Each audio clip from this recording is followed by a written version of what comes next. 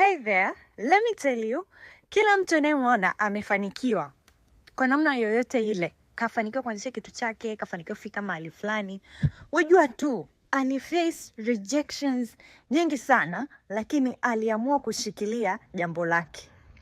Yani katika wale watu walikuwa wanamwambia kila siku, wewe huwezi kufanikiwa, huwezi kufika mahali, aliamua kuzigeuza hizo kuwa motivations ambazo zilimsogeza yeye kufikia jambo lake. Na kuambiaje, if you have your thing, usikate tamaa. Sio lazima watu wakuelewe pale unapoanza. Acha matokeo yawadhihirishie watu kile ambacho unakifanya. Usiwe mtu wa kujitetea sana. Let them. My friend, stick to your thing. Anzisha kitu chako unachotaka kwenye ulimwengu. Nobody will ever stop you. Nobody will ever stop you from becoming the person you want to be. So endelea kushikilia hicho kitu, Mungu akusaidie ukifanikiwe na watu waone yale matokeo ambayo hawakutegemea. Bye.